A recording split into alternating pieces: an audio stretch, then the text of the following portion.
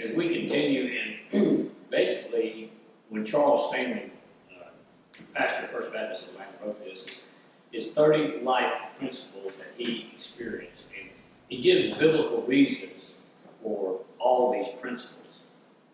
And tonight's principle is simply God does not require you to understand His will, just obey it, even if it is unreasonable. Now, when I say unreasonable, is God's will unreasonable? And that's what we're going to look at tonight. Now, let me ask you this. Most believers today, how do they plan daily and in the future? Most believers, how do they, just take yourself for instance, or people around you, how do you plan daily and how do you plan for the future? Calendar.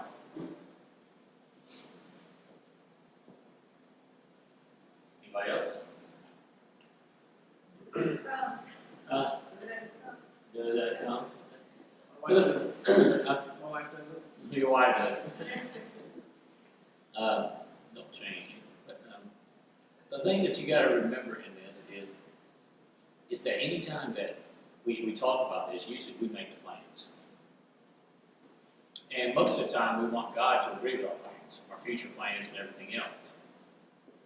Well, I can only speak for me, I can't speak for you, but things don't always go according to what I had planned. And I am a super planning maniac. I plan big time. And I use a calendar big time.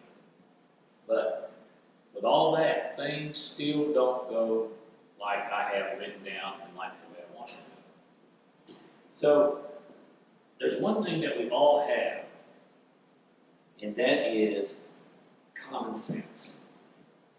Everybody's got some kind of common sense.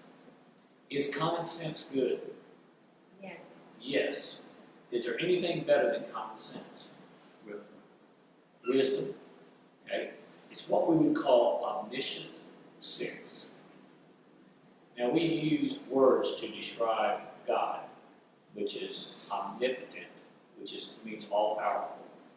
Omnipresent, which means He's everywhere. He can see everything at one time. What's going on? There's nothing hidden from Him. And then we use the word omniscient, which actually means all-knowing. In other words, God knows everything.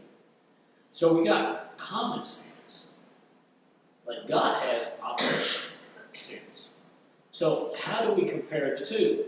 Well, common sense tells me this, but omniscient or God sense tells me this. Now, if I was to ask you, how do you know, and this is one of the questions that many people ask me, how do I know if it's God's will? What would you say? How do I know that it's God's will? Sometimes you don't know, or sometimes it puts a big obstacle in your way. Okay, obstacles in the way. For it to not be that it's like He's saying no Okay. to whatever you're trying to say Like yes door to. shut or something like that. Yeah. Anybody else? Let me just give you some simple ways to know it's God's will. Number one, it's got to line up with the Word. It's no secret. God will never tell you or I to do anything that doesn't line up with His Word. So first and foremost, it's got to line up with His Word. The second thing is,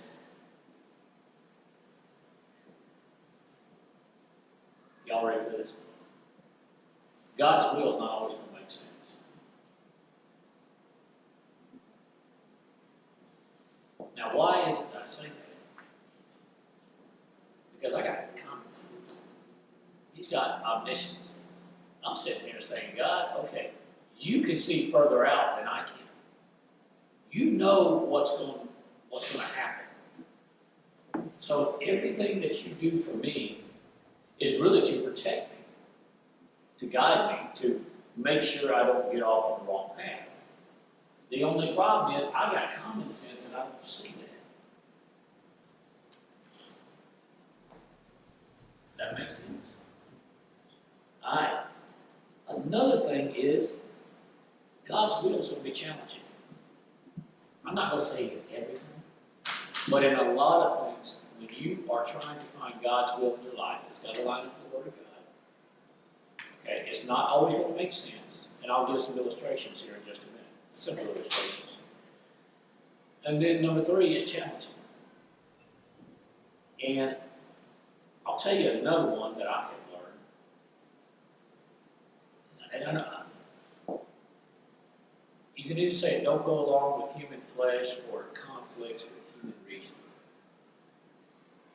In other words, would you say God's will is for people to get saved, get baptized, get a church, learn, be discipled, grow, tithe, and so on? Would you say that's God's will? No question, right? You go out there and you tell people in the world, let me tell you what God's will, that I know what God's will is that you be obedient, you serve in church. But you ain't got to go to church all the time. And you give a tithe. And you ain't got to give. That's all y'all want is money. Incidentally, did you hear about the preacher in Louisiana that has asked his church to fund a plane? It's a private jet that can go from point A to point B with no stops, and it's only $54 million. His name is Jesse Duplantis. And he wants it. Yeah, and he wants people to donate and give to the $54 million jet because he says if Jesus was living today on earth, he would be riding on a donkey. He's also got 3 other planes. He does have 3 other planes, also private jets. But this one is non-stop, though. You don't have to stop for fuel or anything.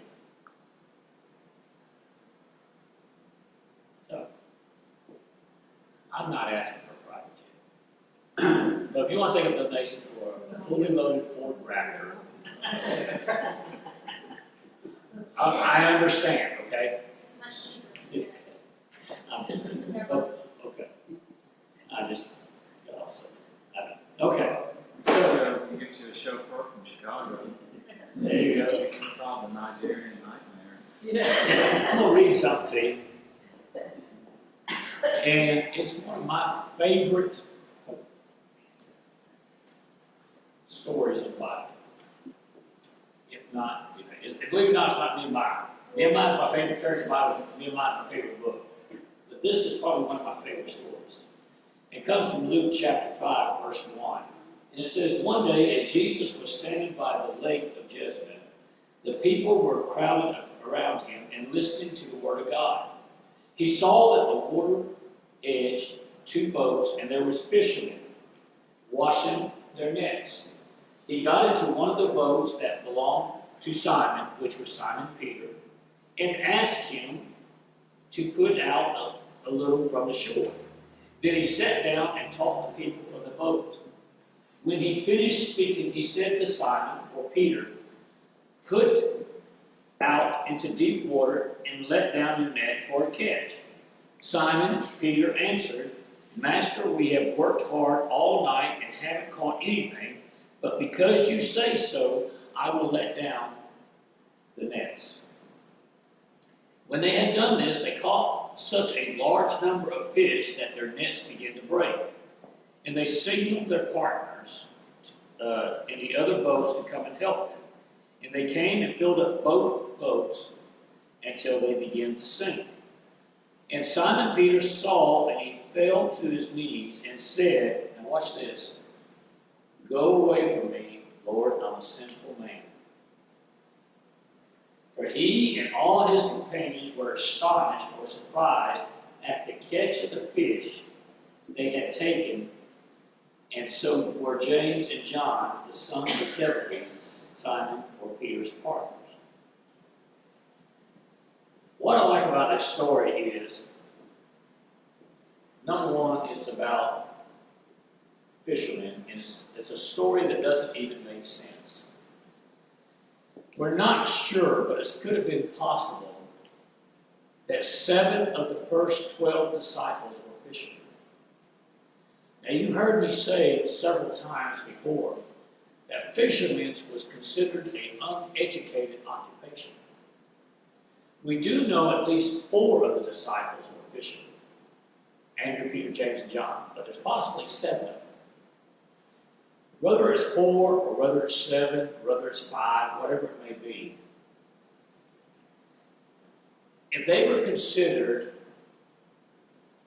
uneducated because they're fishermen, why would Jesus pick them first? The first 4 disciples Jesus picked was Andrew, Peter, James, and John.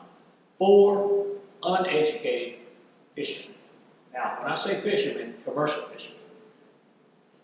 Now, some of you are probably thinking deep sea fishing, guide, all this stuff. You got to remember, we're going back a long time ago. Why would Jesus pick 4 to 7 fishermen for his disciples? They had common sense. They had common sense. What else? Hard workers.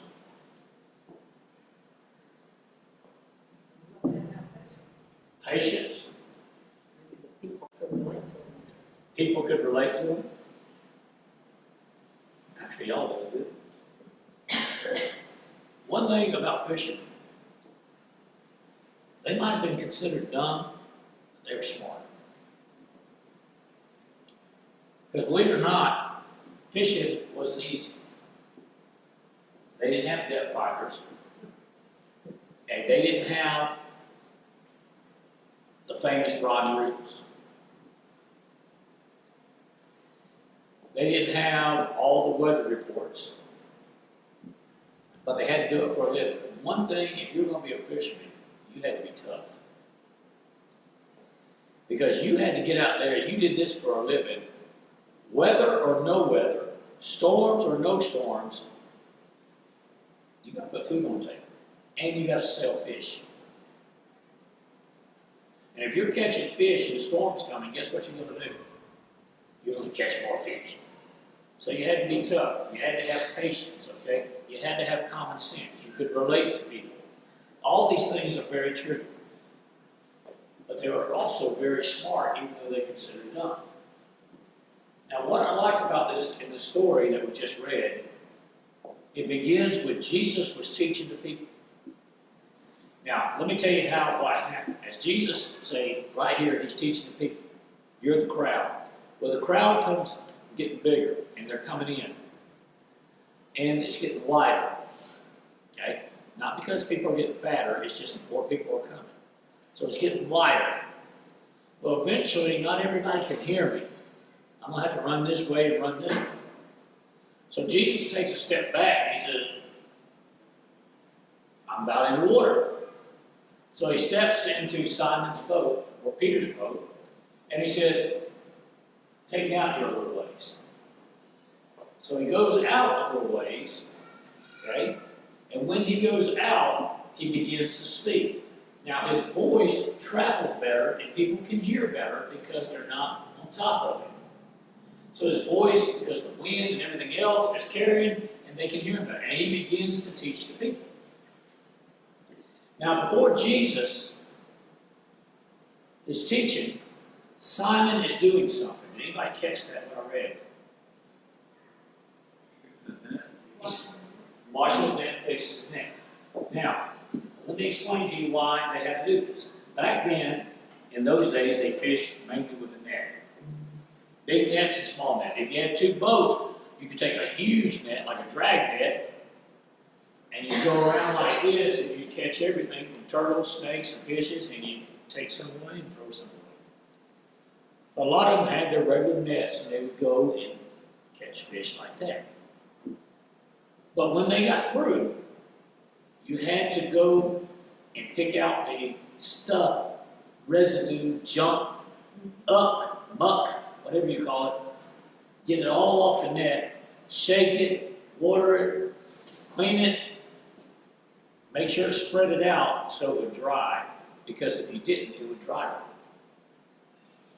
These nets were a very important tool. Now, at the beginning of this story, Peter has fished all night long. Why was Peter fishing at night? Well, it was cooler, but not only that, it's probably a time where fish were biting, or fish was ever being caught. He was smart. Peter knew when to go fishing. He didn't have the local news to say, or the depth finders, but he knew. He was an experienced fisherman. And he says, you know, I do my best at night. So he went out at night and he fished all night long. And guess what he caught? Zilch. Nothing. Poof. Well, as he goes and he catches nothing, Jesus is over there preaching, right? Peter's in his net, cleaning his net in his boat. Probably like most of y'all ain't listening. Cleaning. Well, as he puts the net, cleaning his net, Jesus steps in his boat and says, hey, take me out a little ways. All right. I go the other way, Jesus teaches. Then he says something. Jesus says something to Peter. Anybody remember what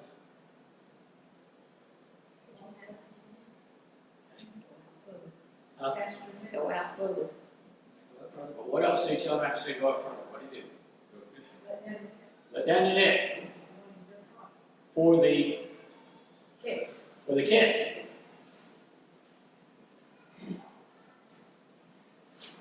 Is that unreasonable or is that reasonable? Unreasonable.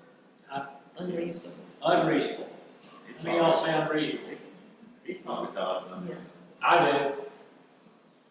In fact, I would say it's probably the most stupidest thing I've ever heard.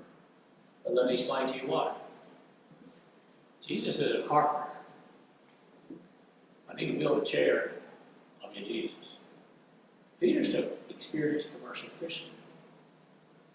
I'm using common sense here. Now, this man's fished all night long. He's tired.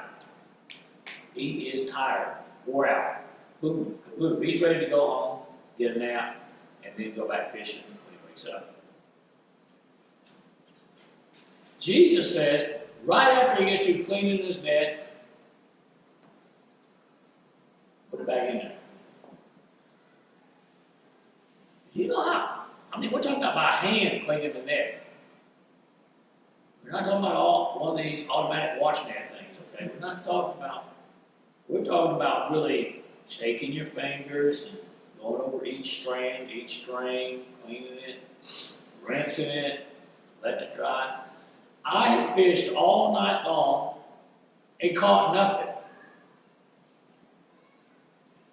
Now, Peter goes on and says something else when Jesus told him to do that. Anybody catch what Peter said? Yeah, well, I've been fishing all night long, but nevertheless, I'll do what you say. Okay? No confrontation. You want me to do it, I'll do it. I think it makes a lot of sense. That's what Peter's thinking. I'm the expert. You're not. I've got common sense. I know you've done miracles. But trust me on this one. I'm the fisherman. You can imagine what he's thinking deep down inside.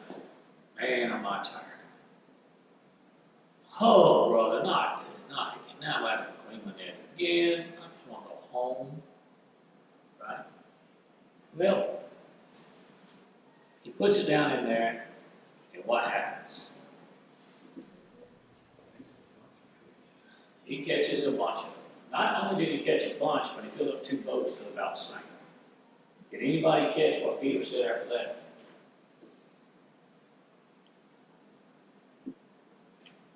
He said that he was a sinner, a man, a sinner. That he was going to be left alone. Yeah. They recognize Jesus for Yeah. He said, when they done caught him ambassador, so they signaled the partners all like this. And Simon Peter saw this and fell to his knees and said, "Go away from me, Lord, I'm a sinful man." Why did he say that? Shout Jesus. Yeah. He doubted Jesus because he thought what Jesus was asking deep down inside. He didn't say it. It was unreasonable. But he was willing to do it anyway. And you see, that's under day one there where it says putting the I in what? Obedience, okay?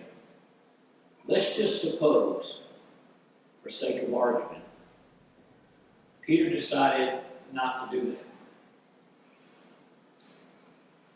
Lord, I respect you. You're a great guy. You're very knowledgeable. I'm not going to do it. He said, I've been fishing all night. I'm tired. You get somebody else if you want to, but I'm going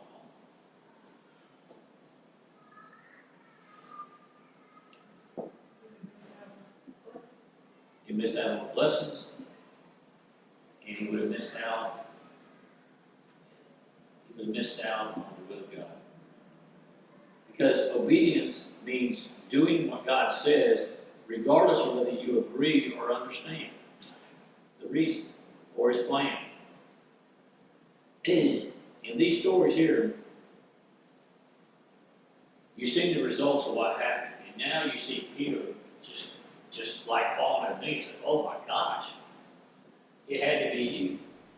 And I think so many times today people miss out on the will of God because they think it's unreasonable and want to use common sense.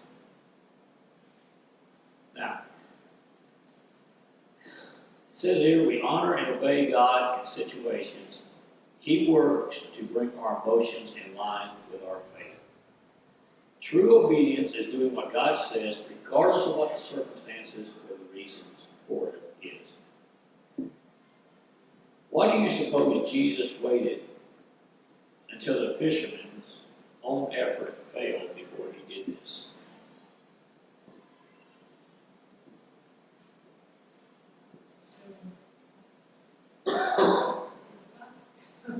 Yeah. Jesus wanted their faith, F-A-I-T-H, to increase. He knew they were tired, and he knew what he was fixing to do was unbelievable to common sense. So when he did this, it was like, Peter caught off right back. Whoa, Lord, just, you need to go away, because I'm not even in your game. I'm nowhere, I shouldn't even be in your circle. I'm a sinful man. But what Jesus wanted to see was, he wanted Peter to understand is, look, it don't always have to make sense. My will to you, but I got the big picture. So day 2, we talked about preparing for the rain when the sun's shining. Let's talk about Noah.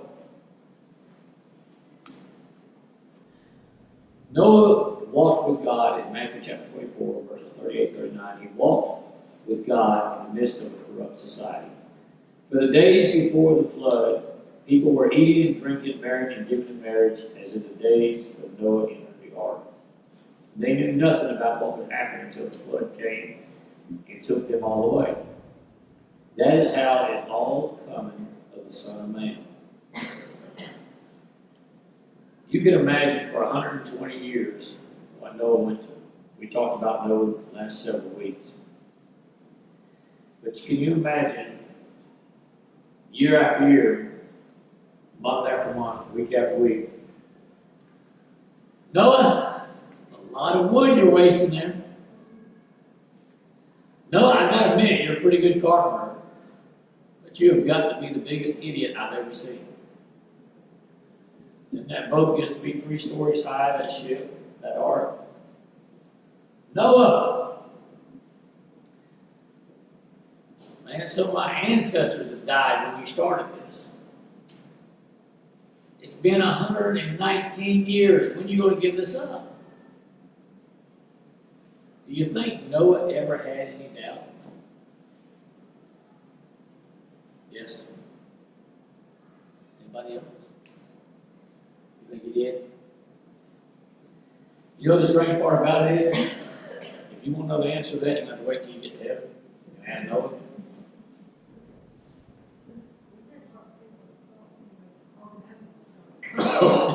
But, and what I found interesting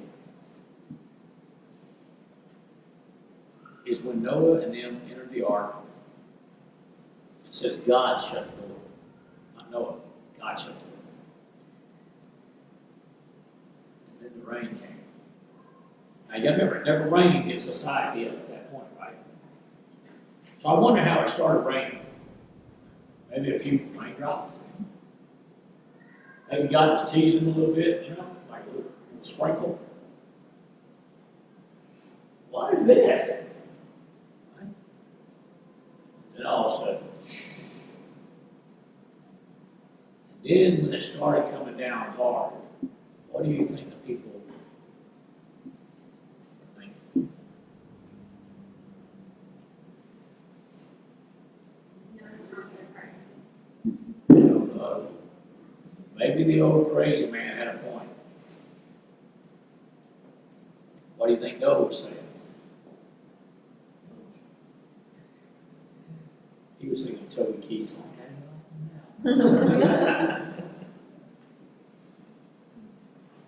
I think one thing that I find interesting in this story that we don't talk a whole lot about. God told Noah to build an ark, but it wasn't on the water. It wasn't like it was far off. It'd be like in the middle of the city, in the middle of the neighborhood.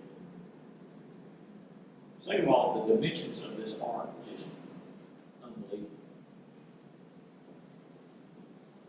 And you know why? Got animals on there, got 8 people on there, making them, stuff like this. It's going to be, what, 40 days, 40 nights for the flood.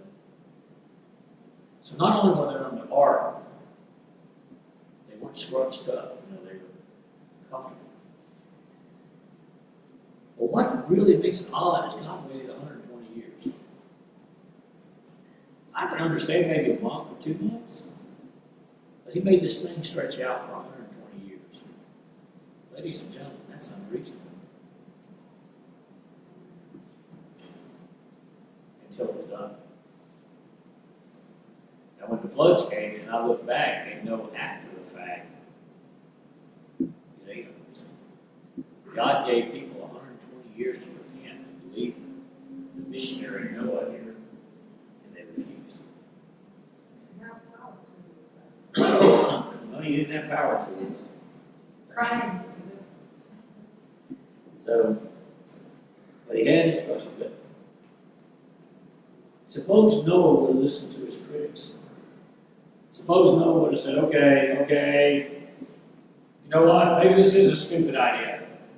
You're right. Common sense rules. What would have happened? He would have drowned. Right. Noah would have drowned. So, when you think about God's will is unreasonable, here's 2 perfect examples. Peter and also Noah. Put an eye in obedience was day 1, preparing for rain while the sun is shining. Day number 2, if you flip over to the back of your page here, we're going to look at bracing for the impact. Now, before I do that, I want to bring up a couple more examples that I thought about this past week, studying for this. One of them was the Apostle Paul. Apostle Paul, when he got saved, he was on fire for God. And it didn't stop until the day he died. But after the Apostle Paul got saved, God sent him, according to the book of Galatians, to Arabia for 3 years. And Paul was taught somehow by the revelation of Jesus Christ there in 3 years in the desert. Saudi Arabia was the desert. I say Saudi, it was called Arabia. It was just desert. There was nothing there. But he done a lot of praying, a lot of soul searching, and everything. But for 3 years, he wasn't preaching to people. So the first 3 saved years of Paul's life was in a desert by himself, learning the revelation of God. When he asked who taught him, he said, by the revelation of Jesus Christ. The other one I think about is Elijah. They say Elijah was a Tishbite, which means he was from the Boondocks, which is not out in the country. It's further out than that. Boondocks is away from the country. He was a tough individual, rugged skin. He went up to the meanest king maybe of all time and said, it won't rain for 3 years because of your wickedness and your wife's wickedness and Jezebel. Elijah was ready to go. He was ready to challenge him. Let's get it on. Let's get ready to rumble. But God took Elijah and put him back in the brook. And for 3 years he stayed there. The Bible tells us he was fed by the ravens. They bring him food and he drank of the brook. Ladies and gentlemen, that seems unreasonable to me. But after reading the rest of the story about Elijah's life, that's a pretty smart thing to do. Also, after reading the rest of the story about Paul's life, maybe it wasn't a bad idea. Because it prepared him. It was like boot camp. It prepared him for what was going to hit him later on in life. So what may seem unreasonable in God's will really is not. Because sometimes you can look at it and you can pray and all like this, and you can say, okay, well maybe God's calling me to do this. Well, that seems unreasonable. Wait a second. Don't use common sense. Use omniscient sense. Now, if you look at day 3 there, where it says bracing for the impact, when you choose the path of obedience, you must prepare for the what? Negative responses that you will undoubtedly receive. You must remind yourself that God has excellent reasons for his instructions and helps you in extraordinary ways. Never focus on the things or people who try to distract you from doing God's will, but rely on the Holy Spirit who enables you to obey God's commandment and directs in how you walk in his ways. We talked about Noah, we talked about Elijah, we talked about Peter, and so on. Now, I believe every failure that Peter had, everything he did, going back to the boat, I believe that is one story that stuck with Peter's mind all of his life, was that boat. But in Acts chapter 5, verse 18, it says, and the captains went to the officers and brought them violence and feared the people lest they be stoned. And I'm not going to read all of it to you, but what ended up happening here was, and I think we used this in a prior study, but what happened was, as Peter and them were thrown in jail, they got out, they were called back, and the people were scared to abuse them or beat them because there were so many people following them, and they didn't want to be, overthrow the government or anything, so they said, look, don't be doing this no more. Well, if you look at the end, Peter said, you know what, it doesn't make no difference. We got to obey God rather than me. That's what Noah did. It paid off. That's what Paul did. It paid off. That's what Elijah did. It paid off. That's what Peter did. It paid off. That's what Ruth did. It paid off, and so on. But we can look at all their stories from the beginning and we can say, that seems so unreasonable. But in the end, God knew the big picture. So when we look at God's will for our life, we try to use common sense, but we really need to search for omniscience. And say, okay. Because a lot of times what we're trying to do is just get God to agree with us. Right? I want to do it. I think it's best this way. God, you like it this way too, right? God, you and me in agreement, right? Because we think this is the best way, and I want to do it anyway. And God, I just feel blessed because you're agreeing. I mean, that's how we are. Because it's good old common sense. Common sense. Right? But God's saying, look, it doesn't work like that. If you really want to know my will, and we try to make it complicated sometimes, and I think sometimes it is hard. But I think you've got to remember those factors. It's going to go against the grain a lot of times. You go out there in the world and you tell people that you give a tithe to the church, they're going to say you're crazy. And they're going to throw up a $54 million check. Something you have nothing to do with. But they're going to throw that up in your face. Okay? You tell them that your normal life is you go to church, you do your Sunday, Wednesdays, all like this, you do Bible studies, and you teach, and you're like, well, you don't have to get that much involved. You're going against the grain when you're doing that. Right? I mean, you're going against the grain. You're common sense, everyday, ordinary people don't do those things. And that's the way it's just wrong. But that don't mean it's right, it mean it's God's will. So when you take a look at God's will, as you do your studies on that, remember the things that we talked about. Number one, it will always line up with God's word. Number two, we talked about is not always what makes sense. And when you think about that, think about Noah and think about anybody else that we talked about. Number three, it's going to be challenging. Anytime you do God's will, it's going to challenge you. And then number four, it's going to conflict with human reason. Okay?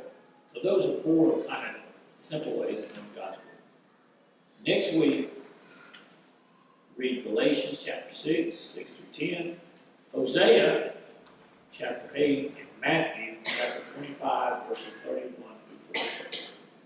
Now, I want to read something down here on nearly to the bottom of your page, right ahead of next week's scripture reading. One of the main reasons people doubt is because the lack of understanding of God is with them always. Anytime you experience momentary doubt, get on your knees, open your Bible, and begin to read God's word. When in doubt, get in order.